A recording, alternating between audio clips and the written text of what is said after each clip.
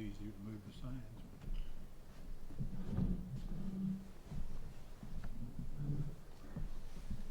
Well, good morning, everyone. Thank you for coming.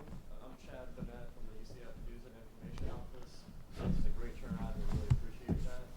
We're here to introduce our new Vice President and Director of Athletics, Danny White. President Hitt will start us off with some remarks, and then Danny White will give some remarks following that, and then we'll take your questions. So I'll turn it over to President Hitt. Well, thank you, Chad. And simple words work best sometimes. We want to welcome Danny and his family, his wife Shawn, children Aiden, Molly, Caitlin, and James. His parents, Kevin and Jane White, are here, and his father-in-law Steve. We're glad you're all here. Thank you. Welcome to the UCF family. Kevin, indulge me for a moment and let me thank you for your leadership and service to the NCAA and to intercollegiate athletics, and most of all to student athletes. Those of you who don't know, Danny's father, Kevin, has been Duke's AD for, I think it's 7 years, was at Notre Dame as AD for 8 years. I think there are only 5 FBS schools with higher student athlete graduation rates than UCF has, and you have the distinction of leading and having led 2 of them. We welcome all of you to the UCF family. Let me thank the many coaches and athletes and our athletic staff who are in the room for your dedication to UCF athletics. We appreciate everything you do on our student athletes' behalf, and thank you for helping Danny make a smooth transition to his new role. Let me take this opportunity to thank the advisory committee who helped me identify the best candidate to lead our athletics program to a bright future. And they are Grant Heston, David Albertson, who also chairs our Athletics Association board, Alan Flores, Robert Garvey, Anthony Jenkins, Phyllis Clock, and Kate Zona. Some of you may recognize that Alan Flores, Robert Garvey, and Kate Zona are all trustees of the university. So we had good representation from our board of trustees in the advisory process as well. Some may ask, as we're often asked when we announce a selection for an important post, what was it that made Danny the ideal AD for UCF? Well, in my view at least, we have found a true rising star among our nation's ADs. Danny is very talented. In the brief time I've met him, I'll tell you he's determined, he's energetic, and he understands that success starts with winning with integrity, and also stresses the role of our student athletes thriving in the classroom. And not unimportant, he's got a history of hiring outstanding coaches. I know we're going to get a question about the head coach search. That's going to be primarily Danny's bailiwick, and it will start full-time later this month, and I think we can say that we'll have it concluded by January in all likelihood. But we're going to begin I'm sorry, I'm stating this wrong. Danny's going to start full-time in January, but we're going to have him on base here to get things moving, and we'll start that search for our head coach in football right away. Danny, we're thrilled that you've decided to become a Knight, and let me say again, welcome to UCF.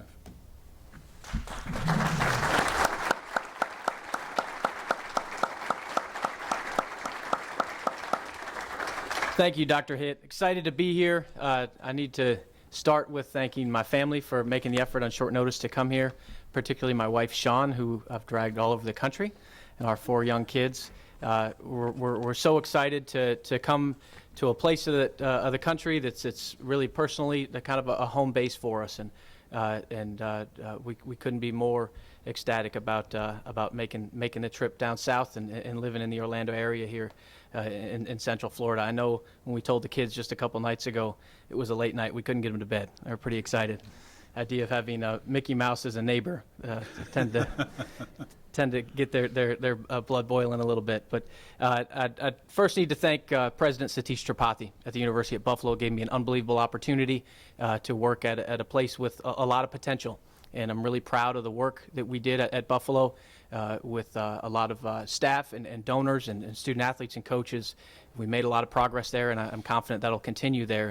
And the same potential there is what really made this place attractive at the next level, but probably an unprecedented amount of potential in terms of when you think about the future in college athletics and the size and scope of this institution, the Orlando market, the competitive advantages from the richest recruiting talent base in the country, and the facility investments that have been made. So excited to be here and see what we can build. I've always been much more attracted to the prospect of building something. And as I shared with the student athlete group I met with this morning, there's no limit to what we can build here. And in their time as student athletes here, and then as alums of our program, there's a lot that can be accomplished, and I want them to be proud of this program for many years to come, for the rest of their lives. I want to thank Dr. Hitt for the confidence you've shown in me to lead this athletics program. I take it with a tremendous amount of responsibility, and I want you to know, Dr. Hitt, that I'll work tirelessly to meet your expectations and certainly the expectations, I know they're growing, of the fan base and the university community at large. I want to thank the Search Advisory Committee for making the efforts to be a part of the search, and also Board Chairman Marcos Marchena for making the efforts to be at the final round of interviews. Everything I learned throughout the process from Dr. Hitt, from the Search Advisory Committee, and from the search consultant, kind of confirmed what I suspected, that this is an institution that's going places very quickly, has come a long way in a short period of time in the last couple decades, and something that I realized, and my wife and I realized we very much wanted to be a part of. Also want to congratulate and thank Coach George O'Leary for the work he did here in building one of the nation's most formidable college football programs, and the success that's been had, the foundation that's been laid is remarkable, and it allows me now to sell a job that I think is very attractive in college football circles. And also Todd Stansberry. Had an opportunity to speak with Todd yesterday, and I know a lot of people nationally respect the work he did here in advancing this athletic department, as many others before him, but I want to acknowledge Todd's work here as well. I realize in no way is this a rebuild or a starting from scratch. I think there's been a lot of great work done, and as I told our athletics leadership team I met with just a short while ago, I want to come in here and learn. I have a lot to learn about UCF, and see where I can insert myself to help us continue to advance this place and achieve the goals and the potential that I think we all see, everybody sitting here today sees. But as I mentioned, we want to build one of the nation's most formidable athletic departments. And I think we can do that while maintaining the high level of academic success that's occurred here. That we want to operate with a tremendous amount of integrity, but we want to compete for championships. I think the competitive advantages are in place to do that, and we're going to continue to work to do that. One of the things I've done at every place I've been, coming through as the development route, revenue generation, prior to ascending to the athletic director's chair, is identifying that unified vision. And what are we all going to rally around? What do we want to be when we grow up? That kind of thing. And so I'll be working very closely with our athletic staff, our university community, and our alumni and donors. We have a lot of people that have been very philanthropic in support of this department. I want to learn from them what we feel like we can do here and how we go about doing it, and then we'll get much more definitive in the coming months about what that plan looks like and how people can invest in UCF athletics and help us achieve our goals in the short and the long term. Just a little bit about me and how I approach college athletics, what we've been about at UB and what we will be about here at UCF. And a lot of this, most of this is already in place, but we're going to operate with an incredible amount of integrity. We're going to be unwavering in how we make decisions.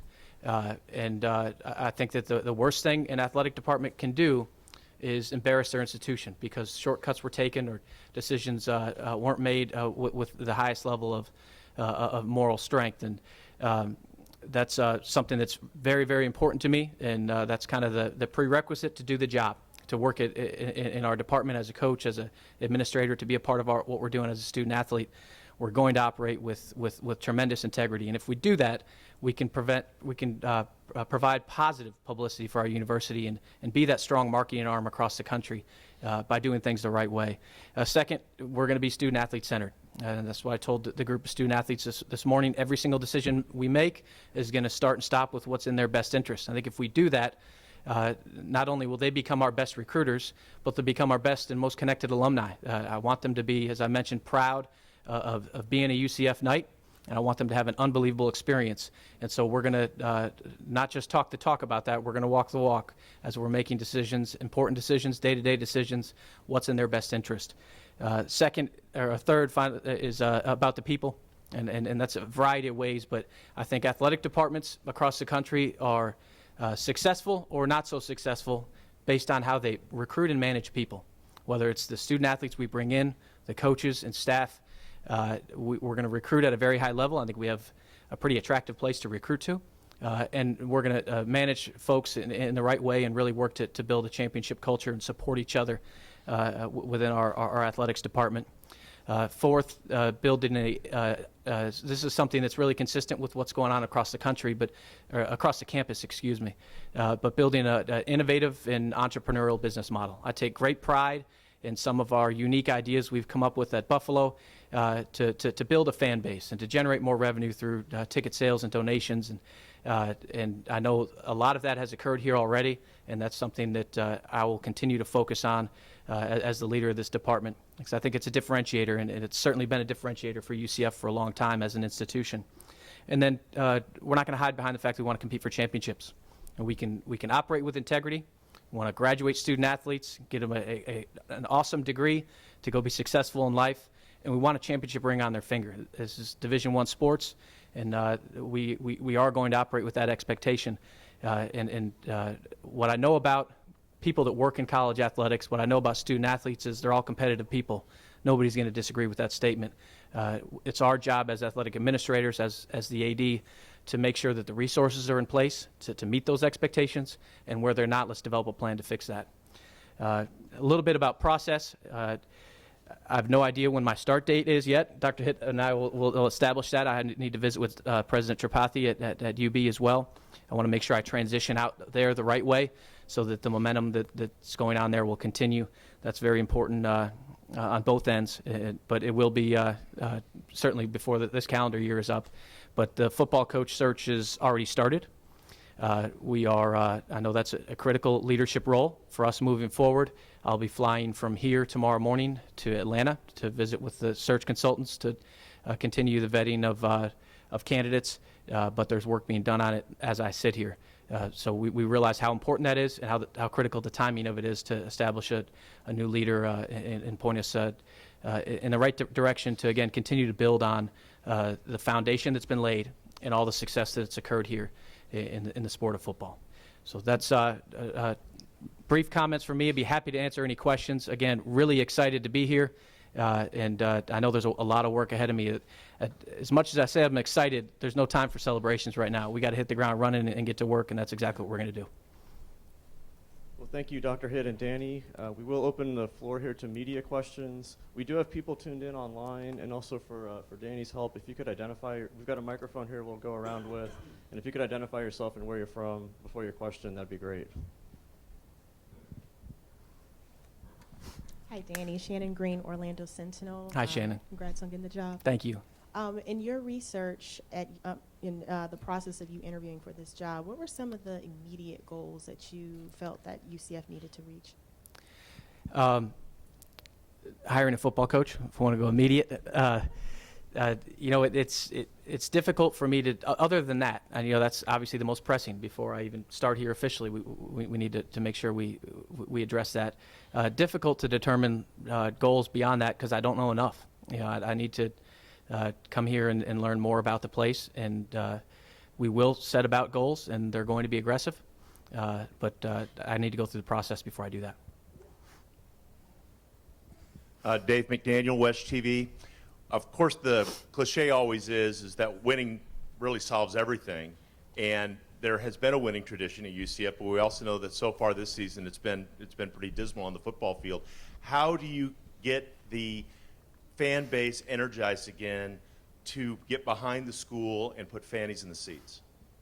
I think there's a lot of creative ways to generate interest, and I think some of that is probably in place here. I've heard good things about the pregame tailgating stuff and the things that are occurring, particularly engaging the student body. I think we had record student attendance the first couple games, this season.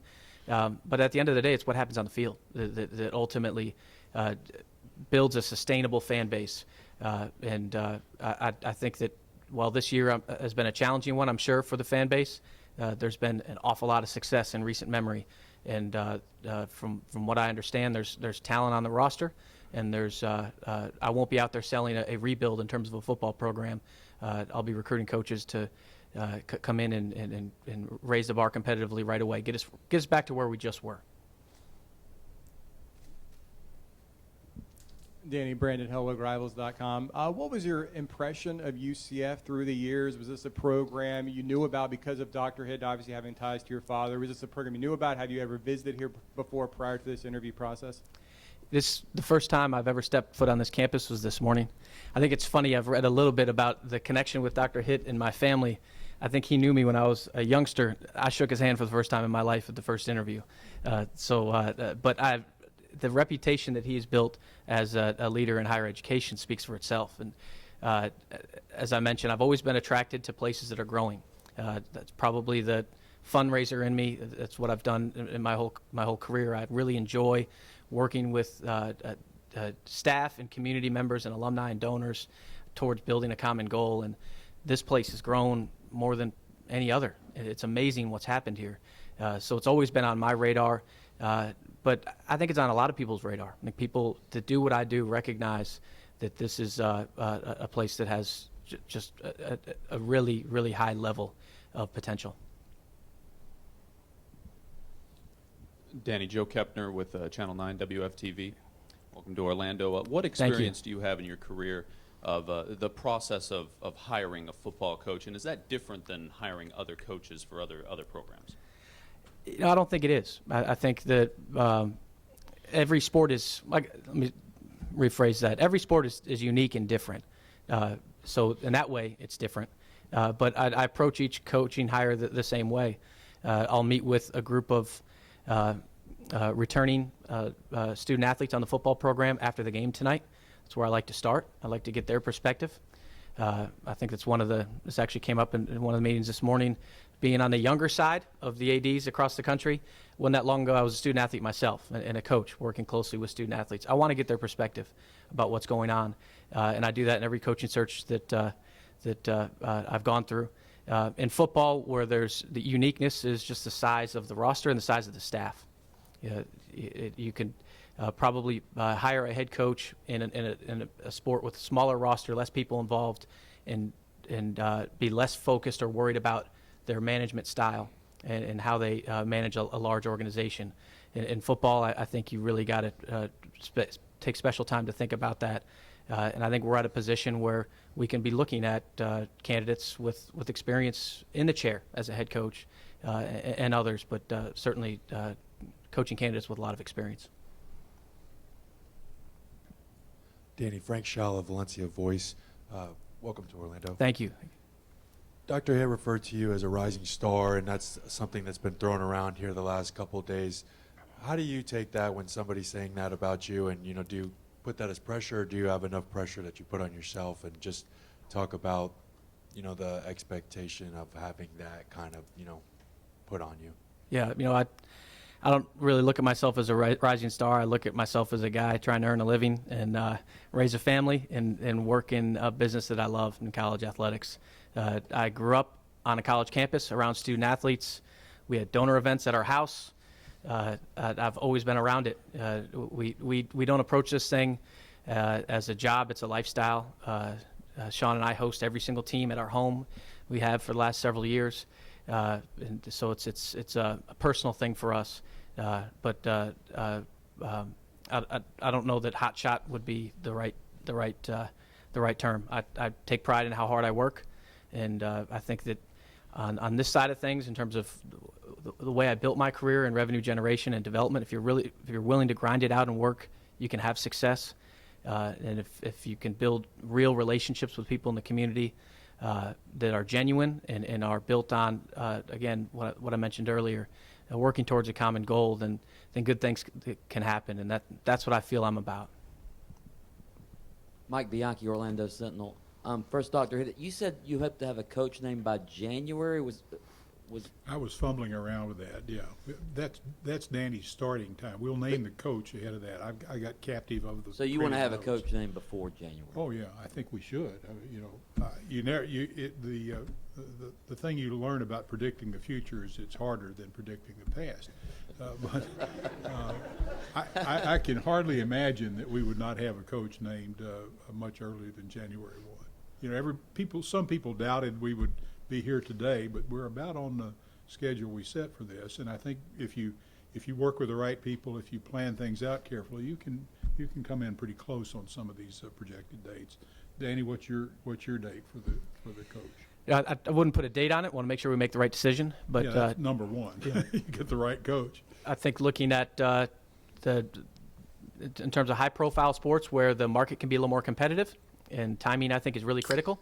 The hires I've been a part of at UB in football and men's basketball, we've moved very swiftly.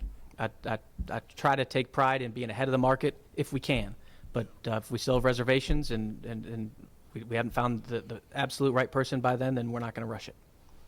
Also, when you were at Buffalo, I think you hired 8 coaches in your 3 years there, including a football. You got rid of a football coach who'd been decent the year before. Would it be safe to say that you demand excellence? We evaluate, and I don't evaluate on my own. I work with our leadership team in athletics. We evaluate coaches the same. I think coaches should have a 5-year window to build a program. And at that point in time, we need to decide, what does this program mean to us? And are the resources there, as I mentioned earlier, for us to expect to compete for championships? And that doesn't necessarily mean we won a championship. A lot of things can happen, as student athletes and coaches in the room know. The ball can bounce in one way or the other, and there's a championship team or a non-championship team. But are we in the hunt? Are we in that top third of the conference? And if we're not, is it believable by the student athletes on the team, by our staff, and by the fan base that's engaged in it, that's coming? And unfortunately at UB, we walked into a situation where there was a lot of sports with coaches that had been there for a long time that you couldn't say yes to any of those things. And we didn't have a lot of competitive success that we've now changed, and that'll continue to grow. Here, there's been a lot more competitive success, and so I don't expect to be faced with as big of a challenge in that way. But that's how we evaluate coaches. We're very consistent about that. And what I preach to coaches, because I want programs built the right way, is in your first 5 years, do it the right way, and focus on recruiting the right student athletes in your team. Because we don't just want to be a blip on the radar. We want to win that championship, and then the next year it falls back. We want sustainable success. This will be the final question. We'll go to one-on-ones after. Okay, this is for both Dr. Hitt and for you, Danny. Because of the competitive market right now for the amount of openings for head football coaches, how does that impact the timeline? Do you feel like you have to move even faster? Well, I would just answer that when you get to any kind of a recruiting situation, whether it's academic, athletic, or what, speed is your friend. So regardless of what the market conditions seem to be, we're going to do it the right way. But to the extent that I have input, I sense that Danny and I are of one mind here, we're going to move quickly. I don't need any extra incentive. The market is a lot of jobs open this year. I understand that, but I would have moved at warp speed regardless. It's not just about moving fast to get the right coach. That coach has to then start building a staff. And there's competition in that. And then obviously getting on the road and start recruiting that next class of prospective student athletes. So we're going to move very fast. Great. Well, thank you. There is time for one-on-ones. If you would like one, feel free to ask me or Andy Seeley. Thank you for coming, and we also want to make sure that Danny has time to meet with the staff and coaches in the room as well. So thank you. Thank you all for being here.